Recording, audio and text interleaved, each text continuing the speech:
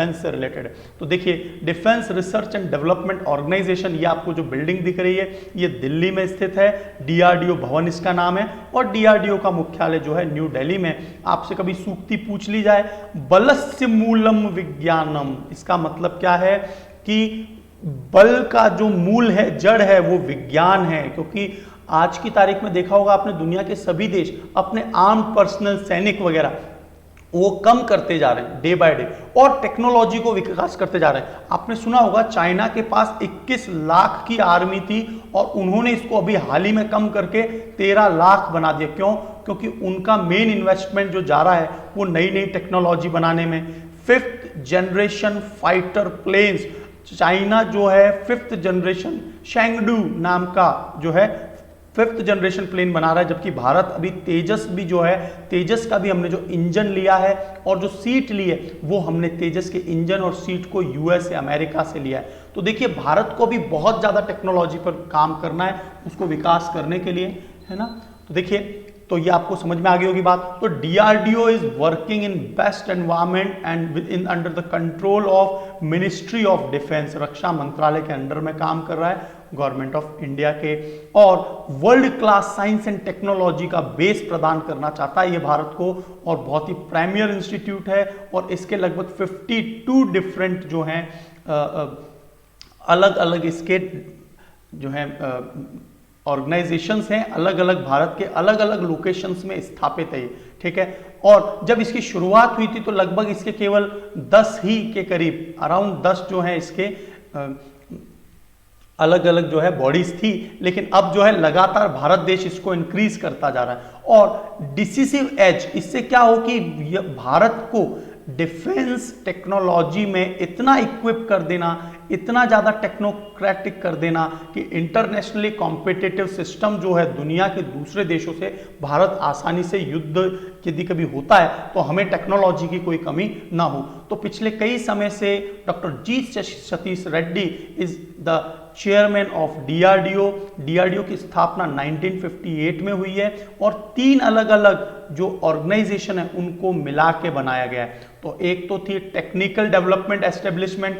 आपसे इस तरह के प्रश्न प्रीलिम्स में आते हैं कि डीआरडीओ किस किस से मिलकर बना है, तो technical development establishment TDE, directorate of technical development and production DTDP, और डिफेंस साइंस ऑर्गेनाइजेशन DSO, इन सभी से मिलकर जो है डीआरडीओ की स्थापना हुई है। Defence research and development organisation it consist 10 different laboratories, लेकिन धीरे धीरे नाउ ग्रोन टू 52 लेबोरेटरीज। और ये विशेषकर एरोनॉटिक्स, एरोडायनेमिक्स, आपने सुना होगा किसी भी प्लेन, किसी भी मिसाइल को भेजने के लिए सबसे पहले बहुत ज़्यादा साइंस पर पकड़ होनी होती है, और एरोडायनेमिक्स के जो कॉन्सेप्ट है वो बहुत ही अच्छे से अप्लाइड होने चाहिए थे। तो इसीलिए क्या है, भारत एरोनॉटिक्स वगैरह पे और आर्मामेंट्स नए नए बना रहा है, इलेक्ट्रॉनिक्स चिप एक्सेट्रा बनाता है, जब भी सेंसर वगैरह, या जैसे ड्रोन बना रहा है, आपने सुना होगा, है ना, डिफरेंट ड्रोन्स बनाए हैं, हेलीकॉप्टर्स बनाए हैं भारत ने, आपने सुना होगा नाम रुस्तम 1, रुस्तम 2। तो ये रुस्तम 2 तो बिल्कुल वैसा ही है जैसा प्रेडेटर यूएस या अमेरिका का है, वह भी मिसाइल जो है दाग सकता है रिमोटली, है ना, कहीं पर दूरस्थ बैठे हुए हम उसको कंट्रोल कर सकते हैं। कॉम्बैट व्हीकल, युद्ध के लिए व्हीकल बनाने के लिए, engineering system, highly technically engineering system, instrumentation, missile और advance computing and simulation, special materials, आपने नाम सुना होगा टेक्नीशियम का, आपने नाम सुना होगा टाइटेनियम का। तो टाइटेनियम को रणनीतिक धातु या भविष्य की धातु कहा जाता है, और इस पर बेस्ड एयरक्राफ्ट बनाए जाते हैं। तो बहुत सारे स्पेशल मटेरियल, उनका एलॉय बनाना। इसके अलावा आपने सुना होगा जितने भी एरोप्लेन्स हैं, जितने भी एयरक्राफ्ट्स हैं, एरोप्लेन्स में तो हम लोग एल्यूमिनियम का और टाइटेनियम का प्रयोग करते हैं। एयरक्राफ्ट्स वगैरह में जो विंग होते हैं वो हल्के होने चाहिए ताकि भार उनका कम हो सके और बहुत तेजी से, आसानी से, और उनकी क्षमता भी अच्छी होनी चाहिए। तो आपने नाम सुना होगा डेल्टा विंग। तो डेल्टा विंग जो है ना, ये टेक्नोलॉजी वैसे 2nd जनरेशन के प्लेन में ही आ गई थी, 2nd जनरेशन के प्लेन, और ये कार्बन फाइबर का बना होता है, कार्बन फाइबर का ये बने होते हैं, कार्बन फाइबर के, और देखिए यहाँ पर काम करने वाले बहुत सारे साइंटिस्ट हैं, 5000 के अराउंड साइंटिस्ट हैं और 2500 अलग अलग scientific, technical and supporting personnels हैं। मिशन है डीआरडीओ का state of the art sensors provide कराना, so that the boundaries of India can be protected, है ना, उन्हें बचाया जा सके। वेपन सिस्टम प्लेटफॉर्म और allied equipment for defence services. Overall जो है हमारे नेवल शिप, सबमरीन को बनाने में भी ये बहुत इंपॉर्टेंट रोल प्ले करता है, विथ डिफरेंट शिपयार्ड, जैसे ग्रीन रीच शिपयार्ड है कोलकाता में, और गोवा शिपयार्ड है, मझगांव डॉक शिपयार्ड है, तो उनके साथ भी ये कोऑर्डिनेट करता है। और अलग अलग जो है नेवल शिप्स, जैसे कि आपने नाम सुना होगा कि डिस्ट्रॉयर है, एक होती है फ्रिगेट्स, कॉर्वेट्स होती हैं, है ना, आपने नाम सुना होगा क्रूजर, आपने नाम सुना होगा वारशिप्स, आपने नाम सुना होगा डिस्ट्रॉयर और फ्रिगेट्स, कॉर्वेट्स। तो ये अलग अलग प्रकार की शिप होती है, इनकी साइज के अनुसार कोई जो है सबमरीन पर दागा जाता है, कोई सबमरीन भारत की ओर आ रही है तो उसे जो है ध्वस्त करने के लिए, तो अलग अलग मिसाइल सिस्टम के साथ में लेस हमारी जो नेवल शिप्स हैं वो काम कर रही है। तो देखिए इन सबको डेवलप करने के लिए डीआरडीओ इंपॉर्टेंट रोल प्ले कर रहा है।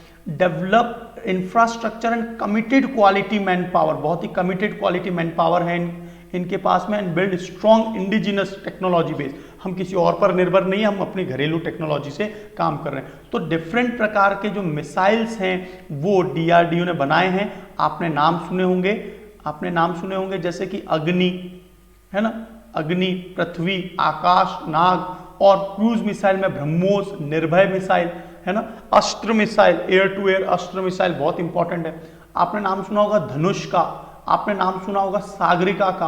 अभी भारत बहुत ही डिस्टेंस तक ट्रैवल करने वाली जो है शौर्य मिसाइल को भी बना रहा है, और साथ ही साथ में अग्नि 6 का भी वर्जन जो है उस पर काम कर रहा है, जो कि 8 से 10,000 किलोमीटर की रेंज होगी। तो इस प्रकार भारत डिफरेंट मिसाइल्स पे, डिफरेंट एयरबोर्न अर्ली सिस्टम, आपको पता होगा भारत ने अपना, जैसे अवॉक्स भारत ने इजराइल से लिया है, लेकिन नेत्र जो है, नेत्र, वो भारत ने अपना अर्ली वार्निंग सिस्टम बनाया है कि यदि कोई मिसाइल भारत में अंदर प्रवेश करती है तो उस केस में क्या हो, उसको एयर में ही ध्वस्त कर दिया जाए। इस तरह के सेंसर्स होते हैं। तो इस प्रकार भारत अपने आप को प्रोटेक्ट कर रहा है। देखिए तेजस LCA लाइट कॉम्बैक्ट एयरक्राफ्ट, इसका केवल इंजन और पायलट सीट ये हमने यूएसए से लिए। ऑल द एरोडायनेमिक कॉन्सेप्ट जो हैं, जो कि वायु में जितने भी जो है एरोडायनेमिक्स कॉन्सेप्ट लगते हैं, वो सभी हमने क्या है स्वयं बनाए। तो इस प्रकार जो है 1983 में सैंक्शन हुआ था, और भारत ने बहुत सारे फाइटर प्लेन्स अब तो जो है इंडक्ट भी कर दिए हैं इंडियन एयरफोर्स में। और याद रखना तेजस जो है, तेजस प्लेन MiG-21 को रिप्लेस करेगा। MiG-21, अब ये MiG-21 क्या है, आपने सुना होगा लगभग 800 के करीब हमने MiG-21 रशिया से लिए थे, जिसमें से लगभग आधे ये सभी जो है ना ध्वस्त हो गए। इसमें कुछ ना कुछ टेक्निकल फॉल्ट है, ये बहुत पुराने जो है जहाज हैं, और 1965 में भी हमने इन्हीं का यूज किया था। तो अब इनका समय आ गया है कि इनको रिटायर कर दिया जाए। तो भारत सरकार ने भी क्लियर किया है कि 2022 या 23 तक हम लोग जो है MiG-21 को रिप्लेस कर देंगे, लेकिन उसकी जगह तेजस प्लेन को जो है एंटर कराएंगे, ताकि भारत में जो है स्क्वाड्रॉन, एयरक्राफ्ट स्क्वाड्रॉन की कोई कमी ना हो। तो ये बात क्लियर हो गई। तो देखिए तेजस, MiG-20, और इसीलिए MiG-21 को क्या कहा जाता है, उड़ता ताबूत। उड़ता ताबूत, उड़ता ताबूत का मतलब क्या होता है, फ्लाइंग कॉफिन। इसीलिए तेजस को फ्लाइंग कॉफिन कहा जाता है, फ्लाइंग कॉफिन, इसीलिए इसको फ्लाइंग कॉफिन कहा जाता है। तो ये पॉइंट क्लियर हो गए होंगे आपको। अब देखिए हम लोग आगे चलते हैं। तो बैलिस्टिक मिसाइल आपको क्लियर है। तो देखिए बैलिस्टिक मिसाइल से आज हम लोग जो है थोड़ा बहुत तो आपने कभी पढ़ा होगा, बैलिस्टिक मिसाइल की अपनी एक ट्रैजेक्टरी होती है, बैलिस्टिक ट्रैजेक्टरी इस तरह से, और जो है ये जो है मैक्सिमम डिस्टेंस, यदि इसको 45 डिग्री के एंगल पे अप्लाई किया जाए तो ये सबसे ज़्यादा लेंथ जो है, सबसे ज़्यादा दूरी तक मार करने की क्षमता रखता है। तो इसके एंगल को कम या एंगल को ज़्यादा करने पर ये जो है इसकी दूरी का निर्धारण किया जाता है। तो ये हम लोग कैलकुलेट कर सकते हैं, पूरी तरह से मैथमेटिकल है, गणितीय है, ठीक है। तो देखिए, a ballistic missile follows a ballistic trajectory to deliver one or more warhead on the predetermined target। तो इसको क्या करा जाता है, डिफरेंट एंगल पे भेज के, जहां पर मान लीजिए भारत को यदि कोई मिसाइल जो है बीजिंग में दागनी है तो उसको पूरा कैलकुलेट किया जाता है और हमारी मिसाइल का जो है एक एंगल सेट किया जाता है। तो बैलिस्टिक का अपना एक पाथ होता है और ऑब्जेक्ट पर हिट करती है। इनिशियल वेलोसिटी इसको जो है इसका अपने 3 लेयर पे क्या होती है, इसके अंदर फ्यूल होता है 3 लेयर का, और इस तरह से मैं आपको एक डायग्राम में भी बताने वाला हूं। और सबसे ऊपर टोपी होती है, इस टोपी के अंदर क्या होता है, न्यूक्लियर वेपन या फिर कन्वेंशनल जो प्राचीन जो है विस्फोटक होते हैं। तो इनिशियल वैल्यू इसको क्या देता है, ये जो प्रणोदक है ना, वो प्रणोदक देते हैं, ठीक है। और इफेक्ट ऑफ ग्रेविटी भी होता है, ग्रेविटी का भी इन पर प्रभाव पड़ता है। यदि बहुत तेज हवा चल रही है उससे भी अपनी दिशा चेंज कर सकते हैं, इसलिए पूरी तरह से कैलकुलेशन किया जाता है पहले, यदि है ना, और हम लोग जो है परिस्थितियों को देखते हुए ही काम करते हैं। मोशन ऑफ द अर्थ, देखिए आपने बहुत पढ़ा होगा ज्योग्राफी में, कोरियोलिस बल जो कि एक स्यूडो फोर्स है, हिंदी में कहते हैं छदम बल है।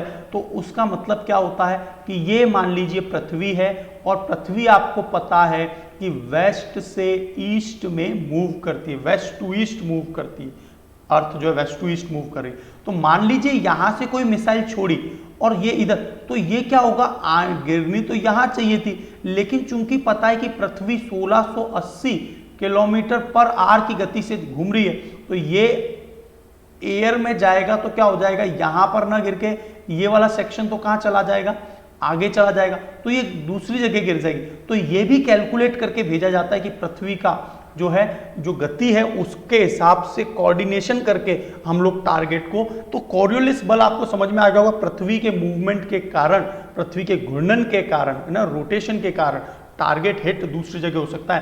तो बैलिस्टिक मिसाइल पर किस किस का प्रभाव पड़ता है, initial velocity, effect of gravity, air resistance, motion of the earth, that is well known as Coriolis बल।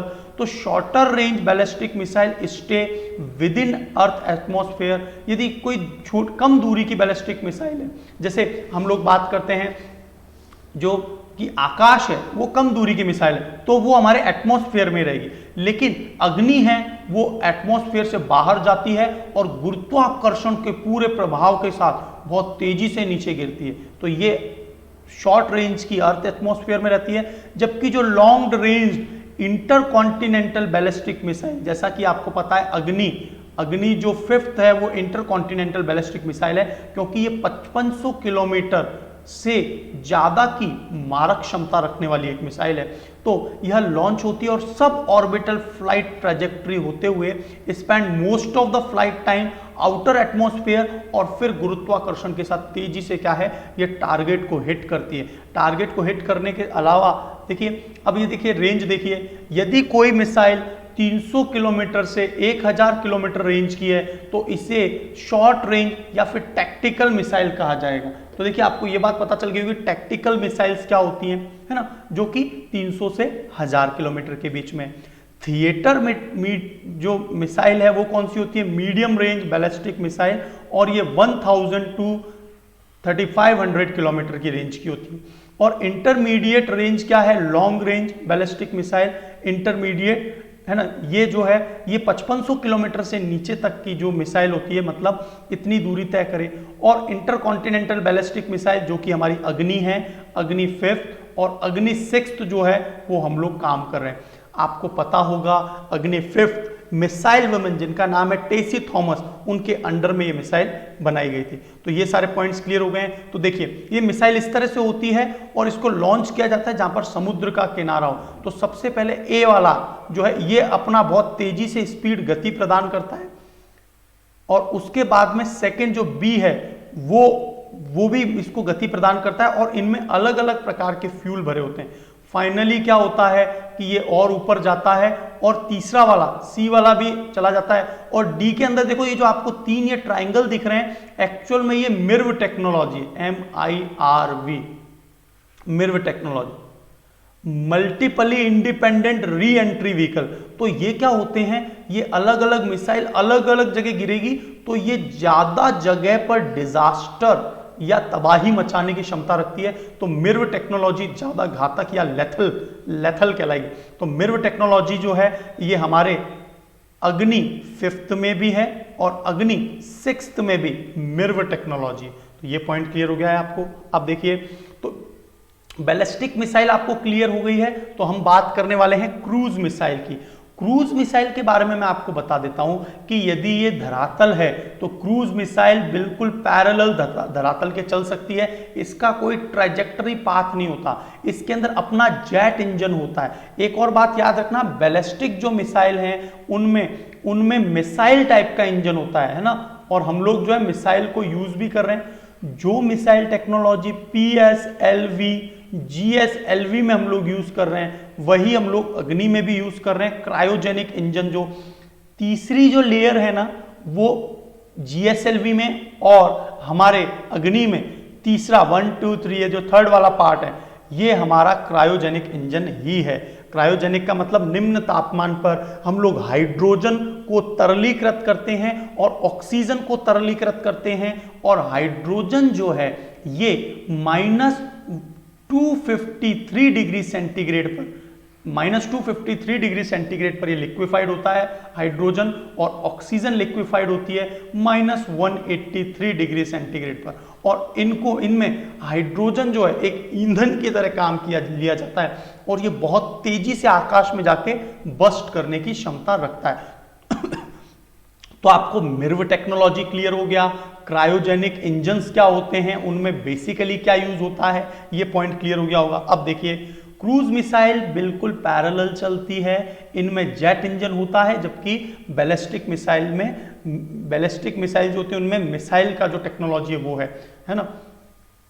तो देखिए, गाइडेड मिसाइल्स होती हैं ये, इनके आगे की तरफ जो इंफ्रारेड लगा होता है, ये यदि किसी फाइटर जेट आगे जा रहा है इसके पीछे इसको लगा दिया है, मतलब मिसाइल से टारगेट किया जा रहा है, तो ये फाइटर जेट यदि ऊपर जाएगा तो ये मिसाइल भी ऊपर जाएगी, क्योंकि इसमें इंफ्रारेड लगा होता है और इसके नोजल से निकलने वाली गर्मी के अंदर क्या होता है, ये सीधा हिट कर देता है। तो target has to be preset, तो टारगेट जो है पहले से ही प्रीसेट होने चाहिए। टेरेस्ट्रियल टारगेट किया जा सकता है, टेरेस्ट्रियल का मतलब भूमिगत, मतलब कि यदि हमारा सुखोई, आपको पता होगा सुखोई जो प्लेन है, सुखोई MK-3 जो MKI जो है MKI plane, Sukhoi 30 MKI, Sukhoi MK-30I है ना, तो ये जो प्लेन है इसमें ब्रह्मोस मिसाइल से लैस है। तो हम कहीं पर भी नीचे भी कोई भी यदि बेस स्टेशन है एनिमी आर्मी का, तो इसे हम लोग ध्वस्त कर सकते हैं। Major portion of flight path is approximately constant speed, आपने सुना होगा ब्रह्मोस की जो स्पीड है वो 2.8 मैक है। हमारी जो मैक का मतलब होता है जितनी गति साउंड की होती है, और साउंड की गति कितनी होती है 330 मीटर पर सेकेंड, तो इस गति का 2.8 गुना ज्यादा। वैसे निर्भय मिसाइल जो भारत ने बनाई है वो 0.8 मैक की है, तो ये 0.8 मैक, ये 2.8 मैक, और ये दुनिया की सबसे तेज चलने वाली ब्रह्मोस मिसाइल है, ब्रह्मोस 1, ठीक है। तो देखिए, cruise missile are design to deliver large warhead, बहुत बड़े संख्या में आगे वॉरहेड होता है, लेकिन क्या है कि जो भी बैलिस्टिक मिसाइल है उनकी क्षमता और भी ज्यादा होती है। याद रखना, जो वॉरहेड को लेकर जाने की, जो यहाँ पर न्यूक्लियर हथियार लेकर जाएगा, जो कि नीचे की तरफ ध्वस्त करेगा कई सारे टारगेट्स को, राइट, है ना। तो modern cruise missiles are capable to travelling at supersonic, मतलब क्या है, जो भी ध्वनि की गति से ज्यादा होती है, 1 मैक से ज्यादा जो भी चलती हैं वे सभी सुपरसोनिक कहलाती हैं। अब आप बोलेंगे कि अग्नि मिसाइल की स्पीड क्या है, तो अग्नि तो बैलिस्टिक मिसाइल है और बैलिस्टिक मिसाइल की स्पीड तो बहुत ज्यादा होती है, क्योंकि इसमें लगे हुए प्रोपेलेंट, प्रणोदक, इनको बहुत ही तेजी से इनिशियल गति देते हैं। तो these are the 24 Mach, 24 Mach की स्पीड से ये जो है आकाश में प्रवेश करती हैं, और उसके बाद गुरुत्वाकर्षण के साथ बैलिस्टिक मिसाइल बहुत तेजी से आती हैं। जबकि क्रूज मिसाइल के अपने अलग एप्लीकेशन है, इसमें जेट इंजन लगा होता है। तो आपको इस प्रकार से क्या है, what is the pros and cons of cruise missiles and ballistic missile, इस प्रकार के प्रश्नों को सोचना पड़ेगा। तो आप खुद सोचेंगे और यूपीएससी तभी आप क्लियर कर पाएंगे जब आप खुद अपने एक एनालिसिस को जनरेट कर पाते हैं। तो इसलिए क्या है, आपको हर चीज के प्रोज कॉन्स इंडिया के पर्सपेक्टिव में दुनिया के दूसरे देशों के पास क्या है, इस प्रकार के सभी कंपैरिजन एटसेट्रा आपको रिसर्च करना होगा and then only you can write on this topic, because आपने उसका इंसाइट प्राप्त कर लिया है, राइट, उसका गहनता से आपने अध्ययन किया है। तो ये सेल्फ नेविगेटिंग होती हैं, अपने आप का रास्ता चेंज कर सकती हैं, है ना, और ये नॉन बैलिस्टिक होती हैं और लो एल्टीट्यूड कम हाइट पर चलने वाली होती हैं। तो देखिए आगे चलते हैं। Types of cruise missile based on speed. तो देखिए हाइपरसोनिक होता है यदि 5 मैक से ज्यादा की है, मतलब ध्वनि की गति से 5 गुना ज्यादा है, और इसके ऊपर हम लोग काम कर रहे हैं ब्रह्मोस 2 पर। जब से भारत को MTCR में शामिल कर लिया है उसके बाद से भारत जो है ना 300 किलोमीटर से ज्यादा की रेंज वाली, और ये लगभग 500 किलोमीटर की रेंज है, याद रखना, ब्रह्मोस सेकंड की। सुपरसोनिक ये तो हम ऑलरेडी बना चुके हैं, और ब्रह्मोस भारत और रशिया का सामूहिक एक पूरा जो है मिसाइल सिस्टम है, और दुनिया की दूसरी सबसे तेज मिसाइल टॉमहॉक है जो कि अमेरिका USA की है, राइट। और सबसोनिक मिसाइल होती हैं जो 1 मैक से कम की स्पीड की होती हैं, जैसे निर्भया, इसकी स्पीड है 0.8 मैक। तो ये सभी आपको याद रखना है। और हमारे जो ब्रह्मोस बनाया है इसका 290 किलोमीटर रेंज है, क्योंकि 300 से ऊपर हम नहीं ले जा सकते थे, क्योंकि हम लोग जो है MTCR में नहीं आते थे। तो MTCR में मैं आपको आगे बताने वाला हूं, इसके 35 मेंबर्स हैं, 35 मेंबर कंट्रीज हैं। भारत को रिसेंटली इसमें शामिल कर लिया है, और इसीलिए दुनिया के दूसरे देशों से भी हम लोग टेक्नोलॉजी का आदान प्रदान कर सकते हैं, और तेजी से मिसाइल टेक्नोलॉजी पर जो है अपना ओवरकम जो कमी है उसको पूरा कर सकते हैं। अब ये जो आ रही है ये टॉमहॉक मिसाइल, दुनिया की दूसरी सबसे तेज चलने वाली। देखिए कोई भी क्रूज मिसाइल है उसके आगे इंफ्रारेड सेंसर होता है, ताकि जो है आगे चलने वाले प्लेन के पीछे जो नोजल होता है जिससे गर्मी निकल रही है, यदि प्लेन ऊपर नीचे भी जाता है तो भी क्या होगा, वो उसके अंदर उसी दिशा में चली जाएगी। तो इसके क्या होते हैं, पूरे सेंसर के साथ में विंग लगे होते हैं, ये अपना रास्ते में ही चेंज कर सकती है पाथ। और कन्वेंशनल या न्यूक्लियर वारहेड इसका यहाँ पर होता है, इंफ्रारेड कैमरा ये है, GPS गाइडेंस होती है, ग्लोबल पोजिशनिंग सिस्टम से रास्ता बदल सकते हैं, है ना। तो इस प्रकार से टर्बो जेट इंजन यहाँ लगा होता है, तो जेट इंजन होते हैं इसमें। अब बात आ रही है what are the difference between ballistic missiles and cruise missiles. तो देखिए बैलिस्टिक मिसाइल जो है only for a brief duration after launch, कुछ ही देर के लिए प्रोपेल किया जाता है, इसके पीछे जो प्रणोदक लगा होता है ना, तो प्रोपेलेंट, तो वो तेजी से इसको आकाश में मूव करवाता है। जबकि ये सेल्फ प्रोपेल्ड होती है, एंड तक इसमें जेट इंजन लगा होता है, जैसा कि हमारे फाइटर जेट में लगा होता है, जो फाइटर प्लेन से उसमें। इसमें मिसाइल या रॉकेट इंजन होता है। Long range missile leave the earth atmosphere, पहले तो अर्थ एटमॉस्फेयर को लीव करते हैं, तेजी से नीचे आती है। तो ये जितनी भी बातें हैं ये हमने पढ़ ली हैं। मल्टीपल इंडिपेंडेंट टारगेटेबल री एंट्री व्हीकल होता है, इसको मिर्व टेक्नोलॉजी कहते हैं, मिर्व टेक्नोलॉजी, राइट। तो इस प्रकार इसकी बैलिस्टिक मिसाइल बहुत ज्यादा हैवी पेलोड लेके जाने की क्षमता रखते हैं, जबकि क्रूज मिसाइल बहुत ही लिमिटेड पेलोड ले जाने की क्षमता रखते हैं। तो बैलिस्टिक मिसाइल की बात करें तो अग्नि, पृथ्वी, आकाश, नाग, धनुष, सागरिका, ये सभी बैलिस्टिक मिसाइल है, जबकि निर्भय और ब्रह्मोस मिसाइल ये जो है क्रूज मिसाइल है। तो इस प्रकार के जितने भी क्वेश्चंस हैं आप इसको पॉज करके भी सुन सकते हैं, इसको देख सकते हैं, इसका जो है स्नैपशॉट भी ले सकते हैं। तो देखिए मैंने आपको कॉन्सेप्ट क्लियर कर दिया है, आप इसके खुद को आपको सोचना होगा what are the pros and cons. और भारत का ये बहुत ही ज़्यादा इम्पॉर्टेंट प्रोग्राम था जो 1983 में स्टार्ट हुआ, और इसको कहा गया मिसाइल इंटीग्रेटेड मिसाइल डेवलपमेंट, है ना, integrated guided missile development programme. तो देखिए पृथ्वी जो है, Prithvi surface to surface short range ballistic missile है। आकाश जो है वो medium range surface to air missile है ना, आकाश, ठीक है। तो देखिए एक बात देखिए, पृथ्वी और अग्नि को देख लेते हैं। तो पृथ्वी में क्या है, पृथ्वी को अर्थ से छोड़ा जाएगा और टारगेट भी इसका पृथ्वी पर ही होगा। अग्नि को भी अर्थ से ही छोड़ा जाएगा और टारगेट भी कोई और शहर एक्सेट्रा हो सकता है, किसी और एनिमी कंट्री का। तो ये देखिए सरफेस टू सरफेस मिसाइल है, तो दोनों सरफेस टू सरफेस, तो आइए आपको समझ में आ गया। यदि पृथ्वी से आकाश में जो फ्लाइंग ऑब्जेक्ट है, कोई मिसाइल या फिर कोई फाइटर जेट है ना, या है ना, इस प्रकार की चीजों को आकाश में ब्रेक करना है, तो ये क्या हो गया, सरफेस टू एयर मिसाइल होगी। तो आकाश मीडियम रेंज की सरफेस टू एयर मिसाइल है। और नाग जो है ये एंटी टैंक मिसाइल है, इसकी रेंज 5 किलोमीटर तक है। और त्रिशूल मिसाइल जो है ये भी देखिए सरफेस मतलब धरती से, लैंड से एयर में टारगेट करती है। तो या तो लैंड टू एयर कह लीजिए।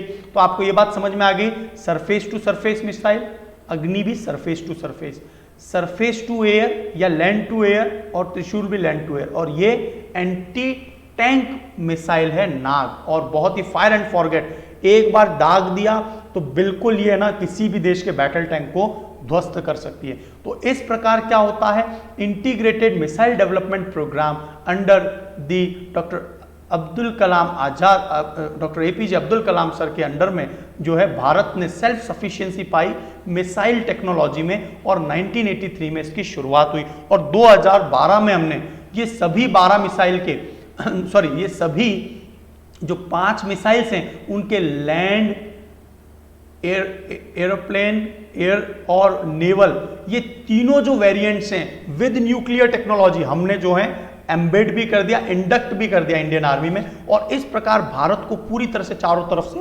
प्रोटेक्शन प्रोवाइड कराने में, इसीलिए डॉक्टर एपीजे अब्दुल कलाम को भारत रत्न भी दिया गया, क्योंकि इन्होंने लगातार बहुत अच्छे से अग्नि का, आपको पता होगा 1989 में हमने सफलता अग्नि फर्स्ट में, अग्नि 1 में प्राप्त कर ली थी।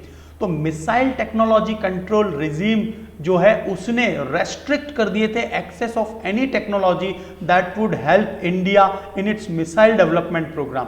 भारत अभी हाल ही में जो है MTCR का हिस्सा बना है तो दूसरा कोई भी देश भारत की मदद नहीं कर रहा था। तो भारत ने अपनी integrated guided missile development programme के माध्यम से जो है भारत ने अपना खुद का डेवलपमेंट कर लिया, और पूरी तरह से भारत ने अपने जो बाउंड्रीज है उसको प्रोटेक्ट किया हुआ है। टू काउंटर MTCR को काउंटर करने के लिए, रोकने के लिए हमने अपना IGMDB प्रोग्राम स्टार्ट किया। DRDO ने different laboratories, industries and academic institution के साथ मिलकर, और सिस्टम कंपोनेंट और मटेरियल जो है हमने बनाना स्टार्ट कर दिया था। तो this is the integrated guided missile development programme started in 1983 and March 2012 में ये फिनिश हो गया। और हमने इसके सभी नेवल, एयर और लैंड वर्जन सभी के निकाल लिए, और न्यूक्लियर वॉरहेड के साथ और कैनिस्टर बेस्ड मोबाइल से प्लग, एक सिंगल क्लिक करके हम आसानी से क्या है किसी भी दुनिया के दूसरे शहर में, और यदि हेड ऑन वार होता है उसमें भारत को ये सभी मिसाइल बहुत अच्छे से मदद करने वाली है। तो फाइनली मैं आज आपको कंक्लूड करता हूं, वैसे बहुत सारी बातें हैं सीखने की। तो डिफेंस का ये जो आपका डेमो लेक्चर है ये आई थिंक आप एंजॉय किया होगा। तो अब बात कर रहे हैं थोड़ी सी missile technology control regime MTCR। 1987 में कनाडा और जो ये G7 देश थे, आपने सुना है कि G7 में रशिया को अलग करके बाकी Canada, France, Germany, Italy, Japan, United kingdom है ना, इन सभी ने लिमिट किया प्रोलिफेरेशन। प्रोलिफेरेशन क्या होता है, प्रसार को, किसके प्रसार को, कि कोई भी देश है ना ज्यादा तेजी से अपने नाभिकीय हथियार या मिसाइल को बहुत ज्यादा डेवलप ना कर ले। देखिए यदि भारत बहुत सारी मिसाइल डेवलप करता जा रहा है तो होगा क्या कि इस जो साउथ ईस्ट एशिया है, साउदर्न एशिया है, यहां पर अस्थिरता आ जाएगी। बाकी सभी भी आसपास के देश जो हैं अपने डेटरेंस पावर को, दूसरे देशों को रोकने के लिए क्या करते हैं, बहुत तेजी से मिसाइल डेवलपमेंट प्रोग्राम अपने यहां भी करना शुरू कर देते हैं, और इस तरह से क्या होगा, एक रिस्क फैक्टर पैदा हो जाएगा। तो MTCR seeks to limit the risk of proliferation of weapons of mass destruction, कि बहुत बड़े स्तर पर क्या है, मास डिस्ट्रक्शन ना हो जाए। तो MTCR places particular focus on rocket and unmanned aerial vehicle, UAV भी तैयार करता है। UAV जो है ना, अनमैन्ड एरियल व्हीकल, जैसे आपने नाम सुना होगा हमारा भारत का रुस्तम 1, रुस्तम 2, इसके अलावा आपने नाम सुना होगा अमेरिका का प्रेडेटर। ये प्रेडेटर का यूज करके आपने सुना होगा कि अफगानिस्तान और इराक में बहुत लंबे समय तक जो है ना अमेरिका रिमोटली बैठे बैठे क्या है, मिसाइल्स गिराता रहता था अलग अलग टेररिस्ट कैंप्स और एटसेट्रा जगह पर। तो ये प्रेडेटर उनका प्लेन था, और प्रेडेटर जैसा ही हमने रुस्तम सेकंड को भी बना लिया डीआरडीओ ने। तो कुल मिला के क्या है, मास डिस्ट्रक्शन को रोकना, लिमिट करना कि 500 किलोग्राम से ज्यादा जो है वो वारहेड न लेके जाए कोई भी मिसाइल, और 300 किलोमीटर से ज्यादा की रेंज ना हो। लेकिन जब से भारत MTCR में शामिल हो गया है तो हमने ब्रह्मोस सेकंड जो है वो भी 500 किलोमीटर की रेंज वाली बनानी शुरू कर दी है, और मैक स्पीड भी उसकी 5 मैक से ज्यादा होगी। इसके पीछे कारण क्या है कि Russia is ready to share the technology, कि रशिया हमारे साथ टेक्नोलॉजी शेयर करेगा। The MTCR is not a treaty, ये कोई ट्रेटी नहीं है, ना ही ये लीगली बाइंडिंग करती है, लेकिन देश क्या है एक दूसरे को टेक्नोलॉजी देने के लिए थोड़ा सा एक स्टॉप हो जाते हैं, रुक जाते हैं, क्योंकि कोई भी देश ये नहीं चाहता कि दुनिया में अस्थिरता पैदा हो। तो मेरे हिसाब से आई एम